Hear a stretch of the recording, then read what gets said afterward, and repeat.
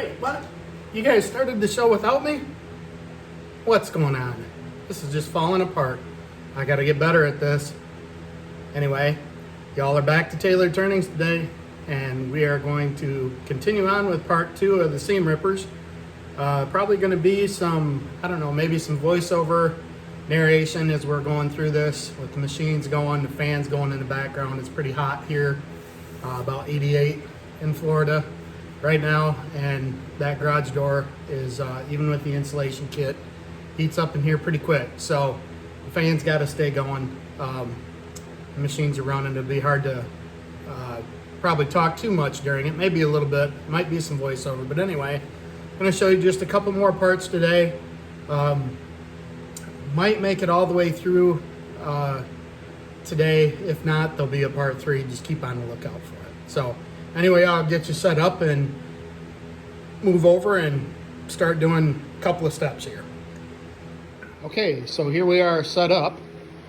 These are the blanks that we showed you during the prior video that we're going to be drilling to insert our brass tube down the middle of it in preparation to turn and assemble the kit. The first step is to drill the core, get the brass inserted in the core, and then glued in. For the glue in, we're going to be using Mercury adhesives is my brand of choice. I say brand of choice, it's the one that I started with, and it's the one I've been working with. I've never changed. It seems to work okay here in Florida. It's a bit humidity, or sensitive to the humidity. So if you're in a climate such as this, hot, cold kind of thing, maybe you can get a little bit more life out of it if you take this stuff into your house and store it in a closet somewhere where it's in a conditioned space. Here in the garage, I haven't done it yet. These last a good long time, probably about a year, realistically, in this type of weather. And I can't remember what I'm paying for these. They're not, the glue, the adhesive part, which is the smaller, the medium that you see there, they sell it in thin and thick as well, depending on the size of the void that you're trying to fill up. And I use this stuff on everything, but not just this pen stuff, but anytime you're trying to glue a couple things together, this stuff works really good. So you don't have a lot of work time with it, especially since you're using the activator behind it. So the way it works, you want to put the glue on, whatever you're going to glue, and put the accelerator on the other side of it, and then stick them together. Or in this case, what we're actually going to be doing is gluing up that brass tube and inserting it into the hole that we're going to drill in the blanks. And then once we get that brass tube in there and centered up in the hole, then we're going to spray each end with the activator. The glue will still dry without the activator, but it takes a lot longer, and the activator will keep it from trace amounts getting on your fingers and stuff like that. I do not recommend using rubber gloves with this because it does have a tendency to go right through the rubber glove, and then you got pieces of rubber glove stuck to you. Maybe not rubber, latex or latex-free type surgical gloves I don't use with this stuff. So anyway, enough about Mercury adhesives. The glue itself isn't too bad at cost, like I was saying. And it does last a good long time. You can buy this activator in a kind of a spritz, like a pump sprayer, or you can buy it in aerosol form here. I tend to like the aerosol.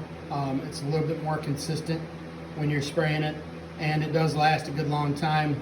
But these aerosol cans get a little on the pricey side. Again, I don't remember exactly what I spent on these, but there's numerous different sources. You can buy these right on the Jungle site, and buy them on Woodcraft, Rockler. I mean, anywhere you'll find Mercury adhesives, everywhere and anywhere. So if you're interested, go check them out. Certainly not sponsored.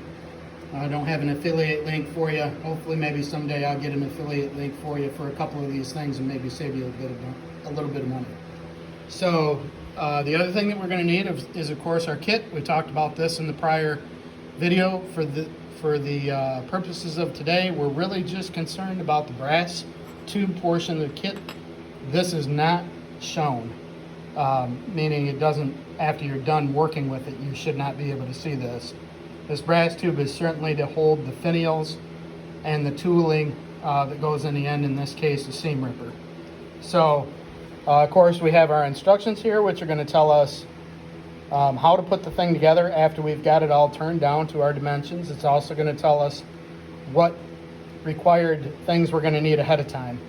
So, and sizes. So you can kind of live and die by these instructions. They're usually right on the spot. However, as I mentioned before, I don't have metric sized drill bits. I have fractional SAE drill bits. So you can just do a simple converter and it'll tell you whatever's closest to it. You really just want to make sure that you're drilling a hole big enough to get the brass in there, and maybe just a little bit, tiny bit oversized, because you are going to be putting some glue on that brass.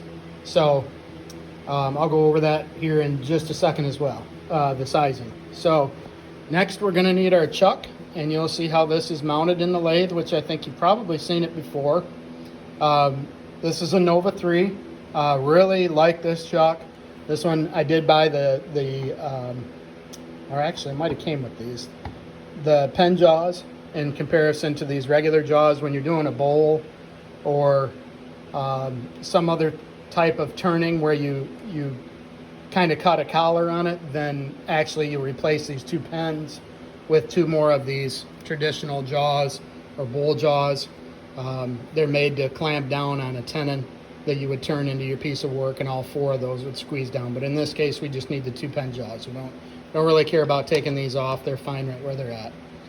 So the other thing that we're going to do is need our drill mandrel. Again, we've covered this before, but this drill mandrel is mounted in the fixed end of the lathe, so it does not spin. This will hold your drill bit completely firm, and in comparison to do it on a drill press, the drill bit stays in place and the stock turns.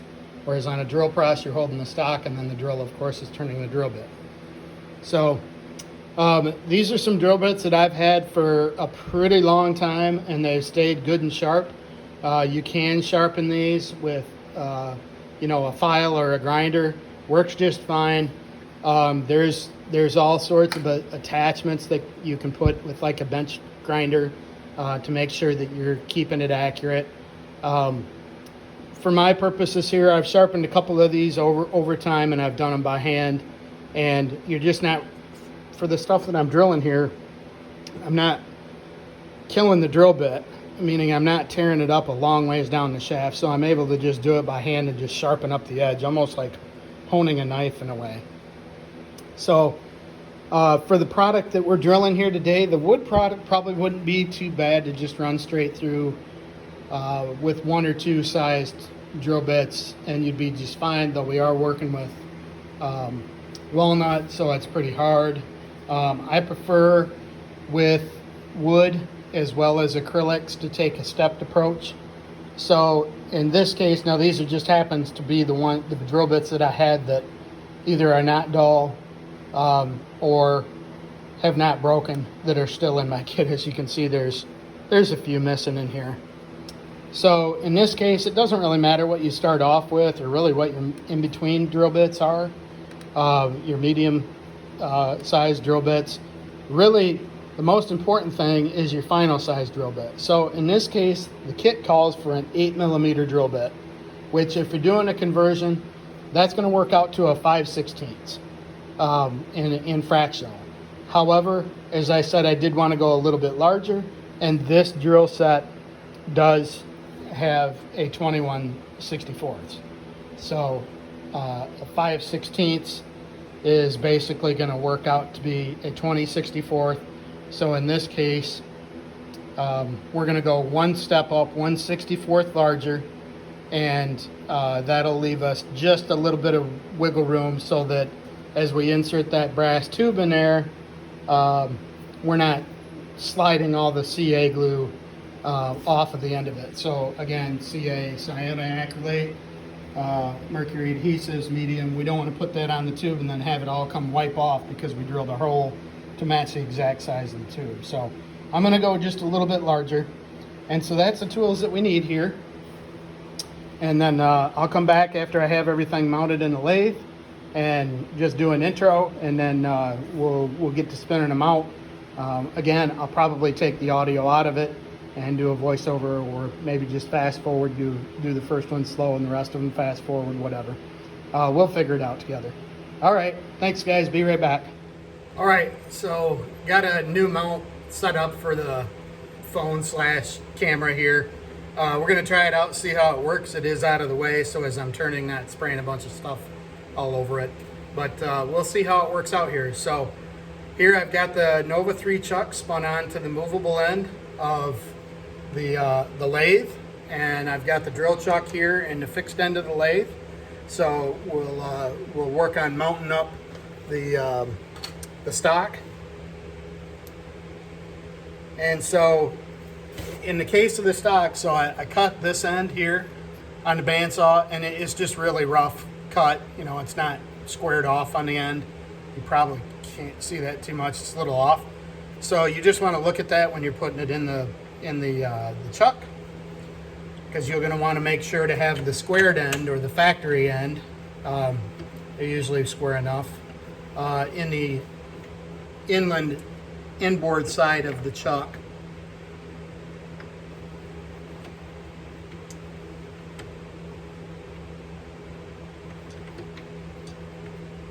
Well, on this material here, our tenon mounts are giving us a little bit of interference, so I'm gonna have to take those off.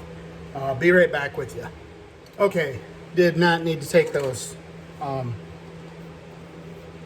bowl mounts off, the tenon mounts, whatever you call them. I don't know what the official term is. I just needed to pull the stock out a little bit. It was catching on the inside, so we'll just act as if I didn't have this in here already. So tighten down on the jaws. They'll turn inward, and they'll tighten down real good on that square stock. As you can see, it's in there sideways in the jaws, kind of triangular, if you will. So just make sure to go in on the two sides. This one has 2 holes of this chuck, and just snug it up. It doesn't have to be really wrenched down super tight. So we'll start off with our small bit here. And this is mounting in here just like you were mounting it in a regular drill. I do tend to leave these smaller drill bits out just a little bit, not buried down all the way in the bottom of the drill. It gives me just a little bit of extra distance on it. This drill bit will probably not make it all the way through the material, but it'll create a good pilot hole for the next bit.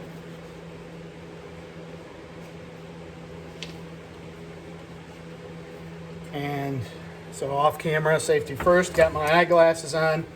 So we're just gonna slide the fixed tailstock up. You see me rolling this back. I'm just rolling this back until it's touching the bottom of this chuck that's in there. You can feel it stop. So go forward just a little bit and bring your chuck up. Now these have just, you probably can't see it there, but this lathe, being a little bit less expensive lathe, does have a little bit of tolerance in the base plate, or a little bit of looseness. So I know where it likes to be set. I like to just pull it forward, using my fingers, pull forward on it so that the slop is all the way to the front, and that tends to be real good with the center of the material. So now I'm just going to lock that down into place. And the lathe here, with this particular lathe, you probably can't see it here, but I've got it written out on this plate, and I don't know if this will come out backwards or forwards in editing, but anyway. The slowest speed is 760, then I've got 1100, 1600, 2200, and 3200. Now, I generally like to cut pretty slow. 760, 1100, those seem to be okay. Keeps your material from heating up too much, but then also keeps from having a lot of slag inside the hole that gets caught on the side of the drill bit, which wallers out your hole, makes it oval. So we'll just kind of turn this at the slowest speed and see how that works out for us today. So tailstock is locked in, I'm going to rest my hand underneath the chuck. Some people like to do it on the top, but I don't, because that's spinning it in. If I rest it underneath, if this were to come loose, I probably wouldn't be able to stop it, but it's going to keep it from flying off too bad. So just some people don't do this, some people do. So we're just going to go slow into the material here.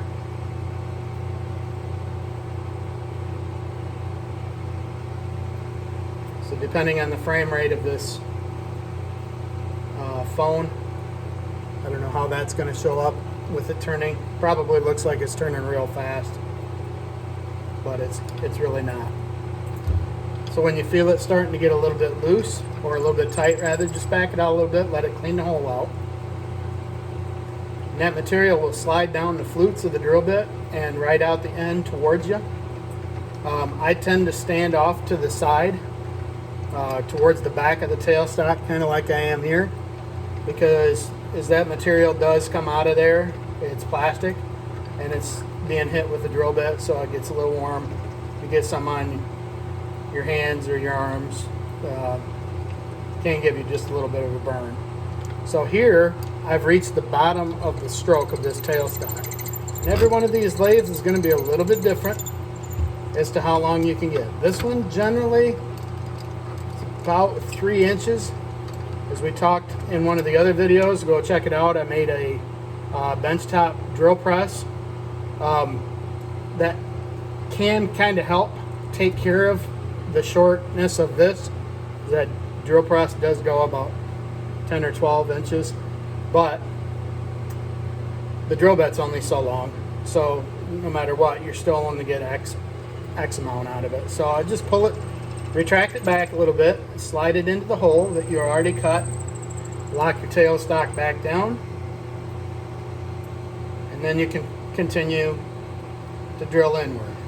And you just kind of keep a feel on it, and you can feel, this is a set screw, it just needs to be loose. You can feel what it's doing through this tailstock, whether it's starting to bind, whether it's getting flakes around the side of the drill bit, which is causing it to waller around a little bit. You really probably shouldn't drill any deeper than where the cuts are on the drill bit, the flute portion, and get down into the end of it. At least I don't advise it for somebody that's beginning. For somebody that's done it a little bit, they know that you've got 2 inches or so in this case. This drill bit, you've got about 2 inches of cut in the drill bit for that material to wind up on. And if you're down in the tail part of the drill bit where it's solid with no cuts in it, there's no way for that material to escape. So as you're seeing here, I'm kind of backing it in and out. I'm just allowing that material to escape the core that we're drilling. So there, I've bottomed out the drill bit. That's as far as I can go with this particular drill bit. I like to leave the lathe running as I'm pulling this out. That way it pulls the rest of the debris out of the hole. And so now you're going to get ready to change your drill bit out. Yeah, grab this to try and insert it. I don't think that's going to work. That's our chuck key. So this is just a normal drill bit chuck key. It does come with this particular chuck. As I said before, I believe that drill chuck is a Harbor Freight special. So again, not sponsored, but some of this stuff, you know, don't be afraid, guys, to use what makes sense to you. If you've got an endless checkbook, or you started up, you know, wanting to do this as a business, you know, and you want to go out and spend the money on the high-end stuff, whoops, by all means, go ahead and do so. But you don't have to, is the point. The whole point to this channel at this time is to show you guys what can be done with some relatively inexpensive tools. So I've probably covered this, and I jump around a little bit. It's nothing here is scripted, it's all live. So this lathe is a couple $100 lathe. bought it used, and I think for $300, I got it and an extension bed that comes off the end of it. I don't use it. It's really not practical to keep my workbench tied up with it. If I start making something longer like table legs or chair legs or something like that, then I'll pull it out and mount it up, true it up. It does have a little bit of adjustment to it to get it perfectly flat and on center. So for no more than I use it, it stays under the workbench over on the other side. So here we mounted up the next drill bit, which in this case happened to be a 17/64 because it's what I have. Nothing special, but that's what I've got in this drill kit. So that last drill bit did not go all the way through the material. This one here will be close. We'll see if it goes all the way through. This chuck has a good sized hole in the body of it. Way down low where the gearing is at, it has a hole that runs all the way through it. And then the shaft for the lathe is hollow as well all the way through. So now that doesn't mean you can use an infinite size drill bit and go up as large as you want, but for the purposes of the pens, the seam ripper, stuff like that, none of the core sizes that we're drilling here are going to interfere with the chuck or with the hole in the lathe mandrel itself. So turning that on low speed seemed to work out pretty good for this one.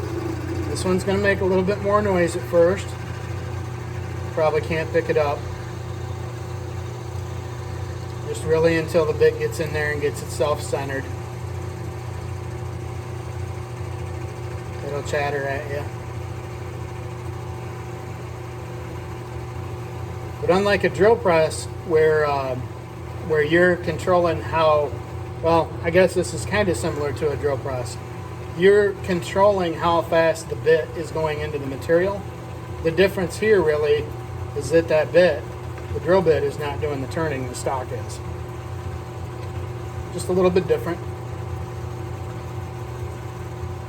But you don't really have to worry about, like on a drill press if you've ever used one, sometimes that stock, if you don't have something holding it, which is particularly difficult with these small little 3/4 inch stocks, I would strongly advise, if you're going to use a drill press, to use some sort of a wood clamp, or I've even used a crescent wrench, something that you can grip that stock with and have longer leverage for on it if you're using a drill press, because that drill will want to grab the material and spin it out of your hand, and or wrap your hand up, and that drill bit will crawl up your arm and peel the skin.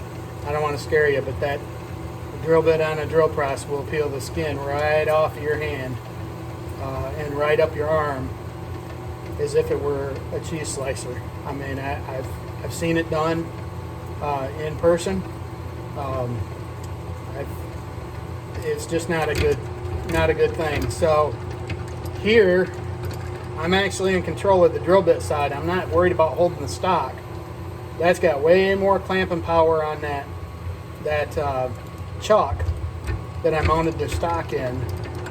That's got way more torque and clamping power on that stock than what I could ever put on it by hand. And the machine really is in control of the stock. But the drill bit, if it starts to spin here, the worst thing that could possibly happen is it's just going to spin in the tailstock. It's really not going to ever become a problem with wanting to crawl up my hand or my arm. I mean, I'm gripping this, but I'm not gripping it. You know what I mean? I'm just really there feeling it. I'm not even going to be able to hold that still if it decides to turn. I'm really just holding it there so that I have another sense of feel of what that stock or what the drill bit is doing. Like there, I felt it starting to bind a little bit, and maybe I got some material on the side of the drill bit in between the stock and the drill bit, and so just back it out. I'm down into that part that doesn't have any cut in it, doesn't have any fluting. So as you can see there, as I backed out, it started to pull some material back out where I exposed the flutes. So now, guys, I'm actually all the way through. Just barely, but I'm all the way through the other end. I felt it pierce the other end. So Again, leave the material running, loosen up your tailstock, and just pull out real smooth, and it'll pull any slag out with it, especially on this acrylic, because the acrylic does get hot as you're cutting it, and that slag will stick inside the hole that you just bored. These drill bits sometimes can be a little warm. This one's a little bit warm. So right below my drill press here, you guys come up with a better way to store pliers and not take up a ton of space, you go ahead and let me know. But that's the one drawer that my channel locks and pliers is not organized as well as I'd like it. So here we're just going to go in with the final. And actually, if you're doing multiples like what we're going to do here today, I wanted to get you all the way through the first step. But when we do the other ones, I'll probably just change out. No, maybe not. I don't know, play it by ear. You may want to change out your stock each time, drill the hole rather than changing the hole back and forth. It doesn't really matter, except for you probably want to keep that orientation in the jaws the same with the stock each time. So maybe it is better to just change out your drill bits. It only takes a second. So just going to bring our drill bit up close to the end of the stock. Got our tailstock pulled all the way forward in the lathe.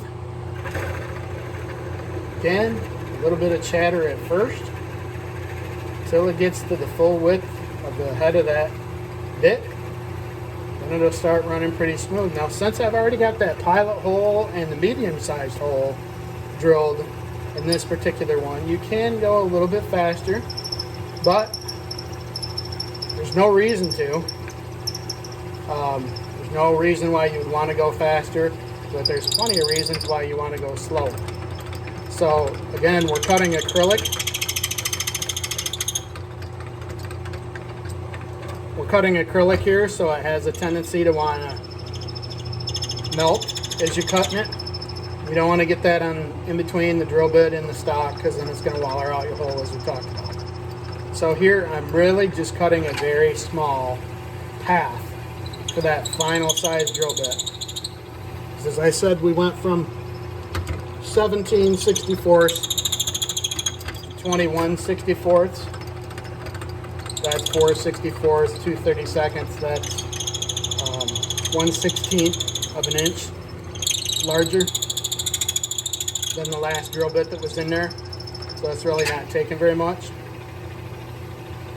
There's not a ton coming out on the flutes. Just a little bit. And we're almost through. Back it out one more time. Let those flutes kind of clear themselves a little bit. You can also take, just like when you're cutting metal, you can also take and apply a little bit of cutting oil to this if you want.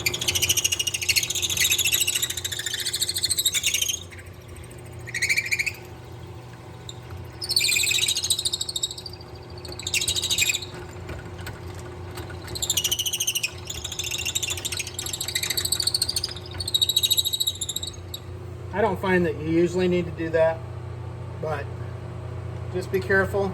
As you can see here, well, maybe you saw there for just a second, as that one piece that was coming off was cooling, it was curling a little bit. That lets me know that it's pretty, the material is pretty hot, or the drill bit's pretty hot, because it's still, that acrylic kind of grows and twists and shrinks as it's cooling and things like that. But now the hole is cut all the way through the stock. So if I was moving on to the turning phase, I would take this whole drill chuck out. But we're not. So now I grab the brass tube that we talked about a minute ago, and that slides right in. Maybe you can see it on camera, but there's just ever so slight gap for that tube to go right into the the stock. So now we'll just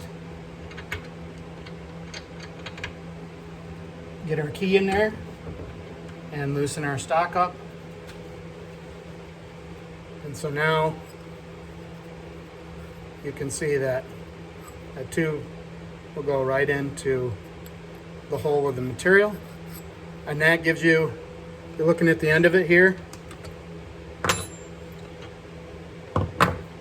that gives you an idea. Now this isn't terribly large, and I know you lose a bit of point of reference for how small or large this material is, but this tube is 5/16 on the outside, so that gives you an idea about, as you're turning this down, you're going to make this round first on the lathe. That gives you an idea about how much material you have to work with, which it doesn't look like much here, and if you're making large projects, that that wouldn't be very much. But for pens and seam rippers, you're holding them in your hand, and so I've never made a pen or a seam ripper that needed a larger than a 3/4 by 3/4 inch blank. So I suppose, depending if you're making one for an individual that had some arthritis issues or something going on, maybe you'd like a little bit larger blank. You can get other materials, not so much the acrylics unless you cut them yourself, but you can get other materials in larger sizes, like a 1x1. If you cut it yourself, of course, you can make it as big as you want. I've also seen people use wine bottle stopper blanks, though they're usually not long enough to accommodate the brass tube. But you can also, for this purpose here, if you're making a single-ended seam ripper, it doesn't really matter how long this tube is, as long as it's long enough to where you can turn the end of the seam ripper around and stuff it back in. So this tube, for a single-ended seam ripper, probably only truly needs to be about half as long. So if you wanted to use a wine bottle stopper blank, which are 1.5 by 1.5 or some are 2 inches by 2 inches, and you wanted to make it really fit the palm of a hand or something, like if you wanted to make a scratch awl, you could do that. The techniques that we're talking about here for seam rippers are kind of universal. They're going to apply towards many different types of kits: pens, seam rippers, screwdrivers. Believe it or not, if you have an old screwdriver at home with a beat up wooden handle, maybe it's cracked off, maybe it was handed down as something you picked up at a garage sale, estate sale. Some of the coolest stuff is taking the old tooling and making some handles for screwdrivers, wrenches. Wrenches are a little different, you're not turning them on the lathe, but same type of thing. Making new handles to go on them, getting those all nice and clean, and then having the old antiqueness of the tool itself sitting there. I don't know if I have it right. Oh yeah, I do. So I'll show you. So this one was handed down. This is an old pipe wrench. It's actually very similar. There's a good video out there, guys. Randomness here, but there's a good old video out there on pipe wrenches.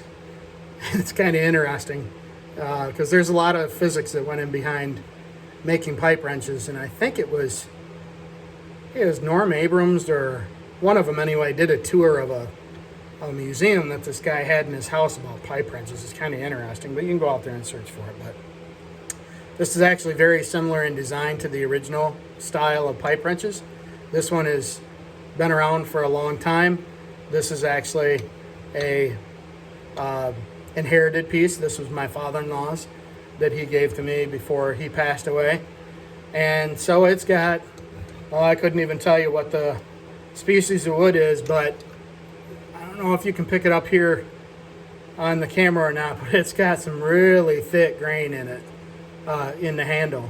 And I'll make new handles for this eventually, and I'll probably, I won't grind this down or remachine it to where it's perfect, but I will end up sanding this down, making some new handles for it, scales as they call them.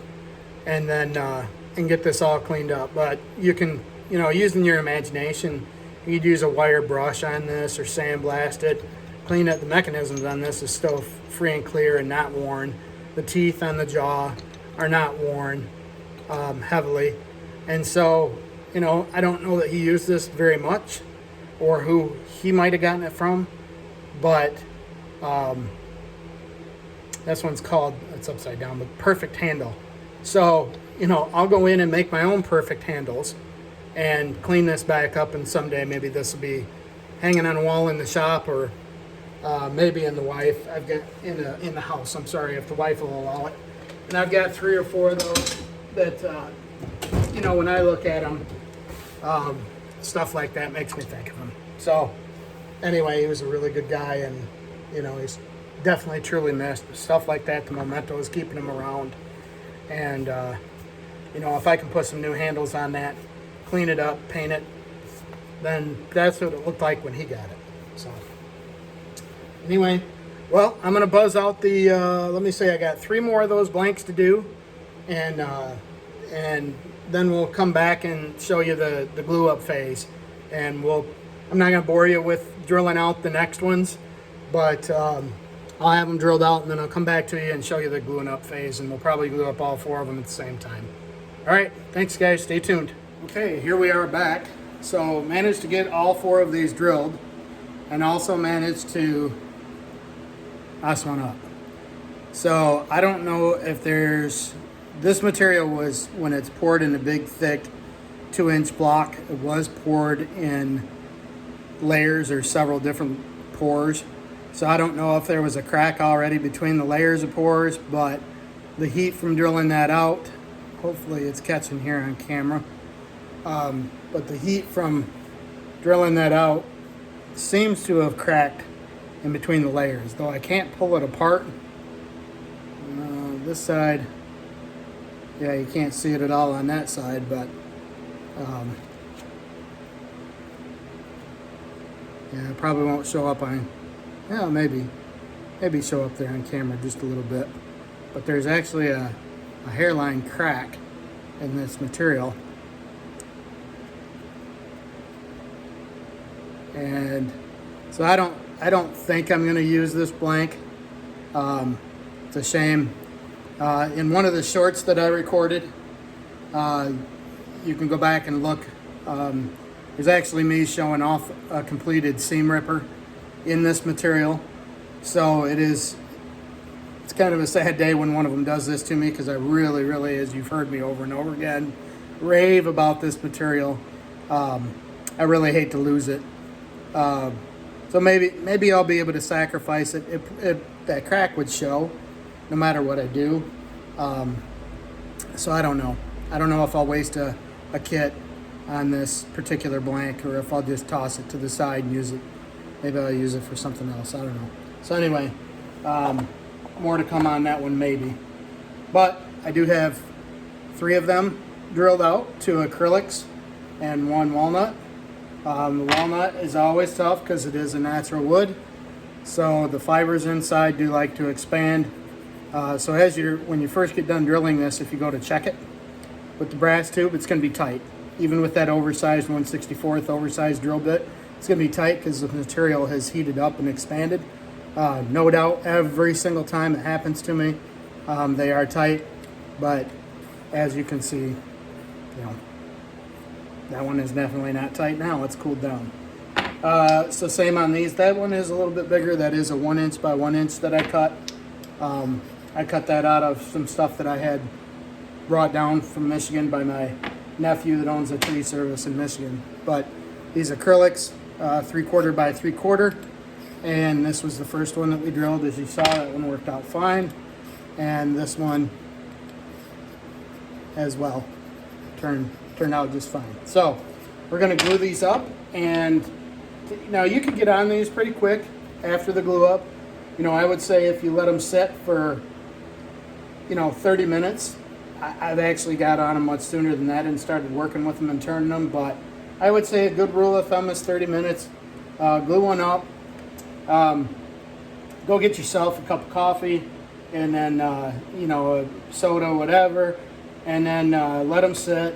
Let them set up real nice, because you're actually, when you put this in the lathe and you start turning, your forces or your clamping is all done against this brass tube with those bushings that we showed you before. Those are going in the end of the brass tube here, and then your material will sit on the outside of the brass tube, but you're actually clamping on that brass tube, and that's what's holding your spinning. So your material is glued to the tube. If it's not dry and you start touching it with the tool, then that material is going to want to spin on your tube, and that's not good.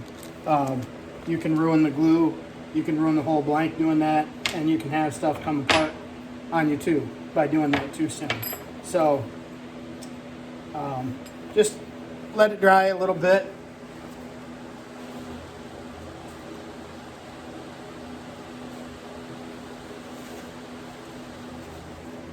Sorry for the interruption. So I like to have a paper towel laid out on my surface. Now this is a recovery top from Habitat for Humanity. I've had this top for a long time now, and it's boogered up. It's got a lot of glue and paint and you name it on it, but it's actually cut out of square, which is really weird because it was a peninsula in a house, and one end is like 2 inches wider than the other. It is so out of square. I don't know who cut it, who finished it, whatever, but it's terrible. But hey, it works out great for a bench. But anyway, I like to put the paper towel here, and that way it doesn't glue itself down to the surface of the workbench. So if it's on the paper towel, I can get it free.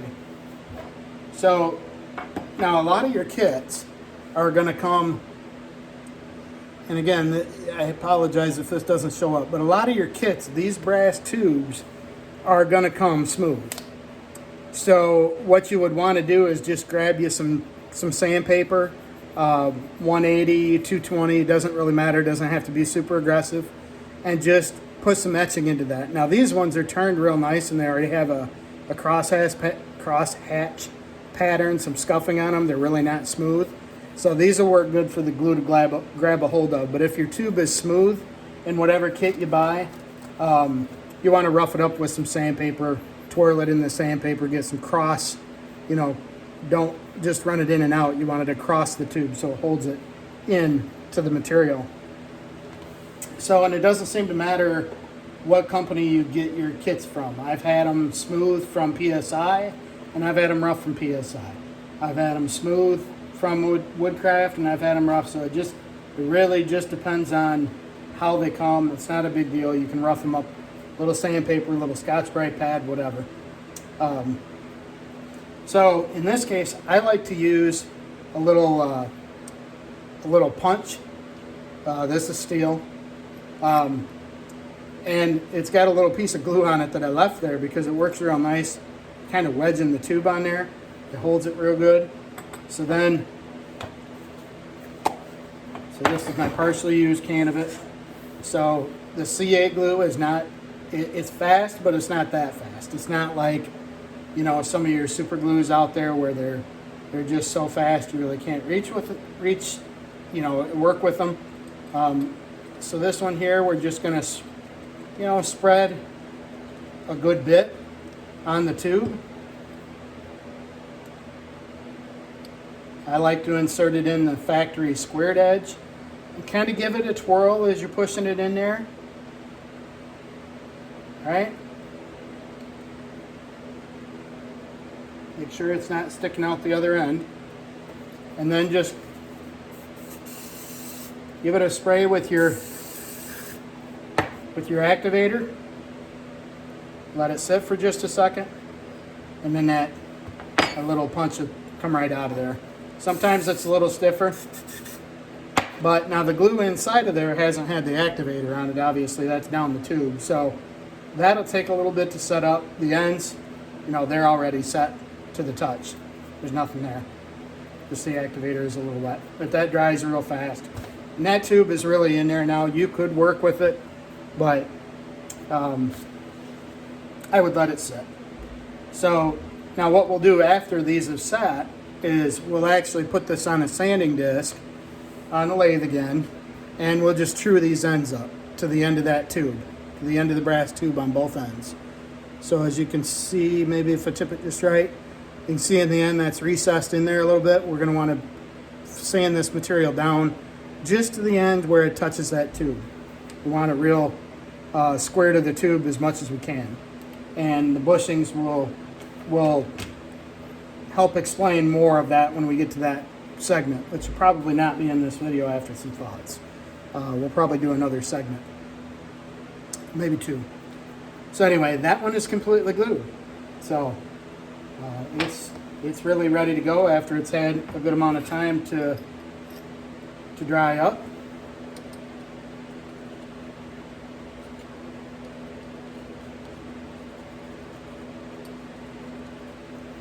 This one here, I'm going to do the same. I got a little bit of a drip going there. And I'll just give it a spin, maybe run it in and out a little bit. I want it to stick out the other end.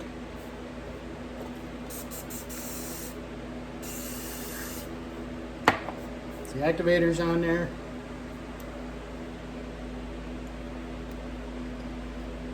Give it a little wiggle. And both ends are recessed in there. So that one is kind of ready to go as well. We'll get our third done.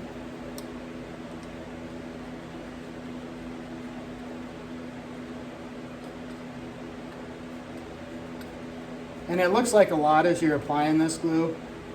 It's really not. These kind of come out as drops. So it just looks like more than what it truly is. So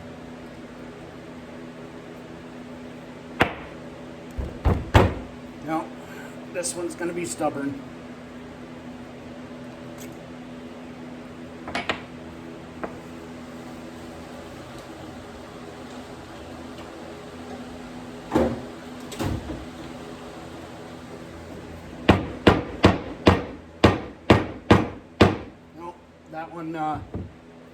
That one for some reason got crooked in there and set off. But so these are just some of the things that happen to you. So I tried to get to it before it set, and it just didn't quite get there. It normally is not that fast, but that wood, when you're drilling it, sometimes your hole can get a little off at the end. So with this, it's all human error.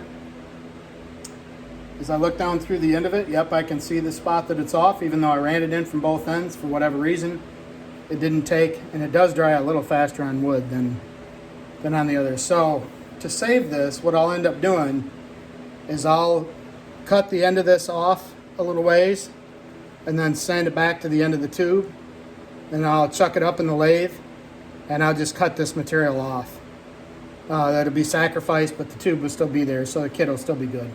But so certainly not my intention to make a mistake on video, but the good thing about that happening is it shows you some of the stuff that you can run into. And as I said, the CA, you don't get a ton of work time out of it. It's generally pretty flexible, but you get some. So I'm glad that happened on some scrap wood that I harvested as opposed to a acrylic blank, but that's all right. Well, actually I might have enough if I choose to do this with the single end. Kind of look at that while I got you on video here. So inside this kit, as I said in the last video, there's double-ended seam rippers, there's 2 double-ended, and there's 2 single-ended. So the double-ended, I believe that you would need the full amount of the tube, because ultimately when you put them in the material and you cut it, these are going to come in from each end, so you would need the full length of that tube in order to recess that in there. But if I use this as a single and I only use it from that end, then I'll still have more than enough. It'll be a little shorter handled by a 1/2 inch, 3/8 maybe, but I'll still have enough to where this can fully insert in the end of the seam ripper when you're not using it. And then same thing on this end. This is the end that goes into it when you are into the end of the tube when you are using it. So I'll probably just cut this tube off here, make it flat, and then this will just be a little shorter handled one, rather than lose the material altogether. So, not the best of outcomes, but not the worst of outcomes either, given the material that's probably now a waste on the hybrid blue with the crack in it. So, that covers a little bit about making these things. It's not perfect. It never will be. You know, these aren't factory built. I mean, the kits are factory built, but the end product that you're making is not factory built. So, you know, you're gonna have errors along the way that come up. The video wasn't intentional to show you that error, but now I've showed you if it were to happen and you lost 3/8 or 1/2 inch of material off of that tube, like, you know, my mind was running down a rabbit hole real quick of throwing this whole thing away, or at least turning it off the tube. You can buy new tubes, but it looks like I can probably just make a little shorter handled one. I mean, they're not a ton of leverage here. It's not like a screwdriver. You're just picking apart some seams that you mis-sewed. Ironically enough, the reason for having a seam ripper is because you messed up. So why not have a seam ripper that was messed up on? I cracked myself up. I have to. Gotta laugh this stuff off. That's part of being in the hobby. You make the best of it, but we got two that are for sure gonna work. One is a distinct possibility, a probability actually, and then a fourth inside of there that, well, we'll just have to see what happens. I may still end up using it because the CA glue will be structural enough to hold that piece together. It's not gonna break.